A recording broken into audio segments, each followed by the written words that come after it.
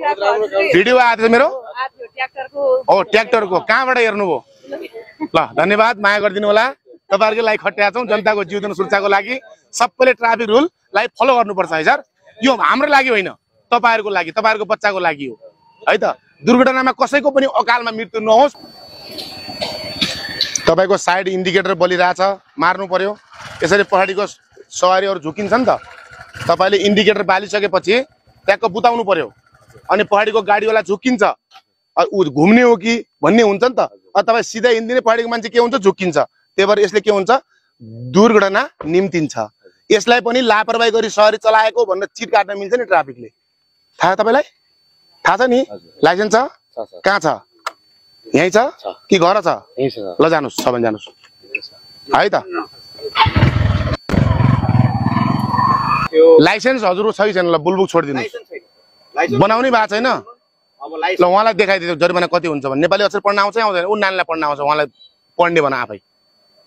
licence प्राप्त नगरेर सवारी सानो चलाउन पाइदैन 2000 रुपैयाँ जरिमाना हुन्छ बुझ्नुभयो नि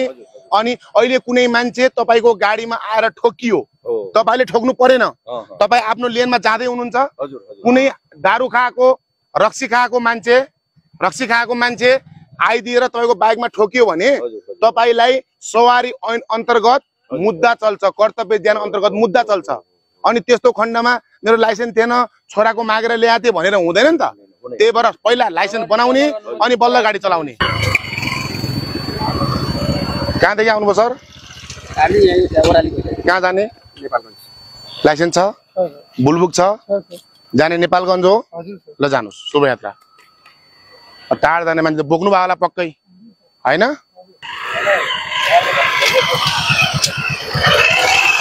बोक्नु होइन कहाँदेखि आउनुभयो ए जानुस् साइकल चलाउँदा एकछिन रुक्नु त कहाँ हो घर तपाईहरुको तपाईले मेरो भिडियोहरु हेर्नु भएको छ टिकटकमा हेर्नु भएको छैन साइकल यात्रीलाई सम्झाइ बुझाइ गरेको साइकल कसरी हिँड्नु पर्छ तपाई जोडेर पुरै बाटो बल्ल गर्यो भने पहाडीको मान्छेले साइड काट्नु पर्दैन दुर्घटना हुँदैन पढ्नुहुन्छ कतै पढ्नुहुन्छ भाइ 8 मा कुन स्कुल यहाँ पढ्दैन तपाई कहाँ पढ्ने म त सबै यहाँका 11-12 वटा स्कुल मैले भ्याइसकेको छु पुरै क्लास लगेर टोटल मधुबनको अनि तपाई हिँड्दाखेरि त ट्याक्क बायाँ साइडमा एकपछि हिँड्नु पर्यो नि त तपाईले पुरै गाडी बल्ल गर्यो भने अनि पहाडीको गाडीले हर्न दिन्छ अनि ओभरटेक गर्नुपर्छ अनि तपाई पुरै बाटो बल्ल गरिदिने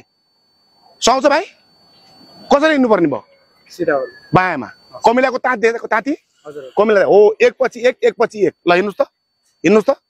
अनि त्यो अँगाला हाल्न हिँड्ने हैन नि त बाटोमा अरूले पनि त हिँड्नु पर्ला के अरे ल हो त्यसरी हिँड्ने हो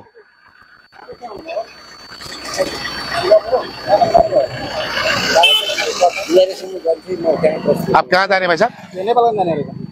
वो हमारे स्टाफ है ले जाओ तो वो ले तक ले जाएंगे कोई दिक्कत है बनूस ठीक है ले जाइए बोल रहे थे ठीक भैया ले बुरा मत मानिएगा दम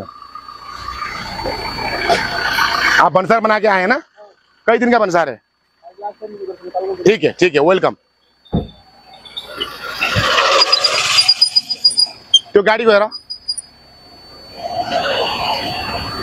त्यो पछाडी गएर तपाईको बुलबुक खै चिट काट्नु पर्यो साउ अरु त्यो साउ आउनु भएको छैन अब चिट काट्नु पर्छ है त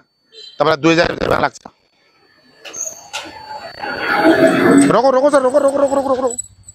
रोको वहाँको हेलमेट फिता लगाऊ न अनि तपाई अनि 40-50 रुपैयाँ आउने हेलमेट उड्दैन अनि ल देखाउनुस्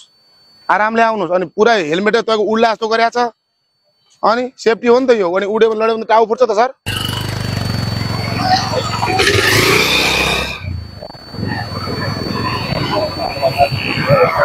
आहा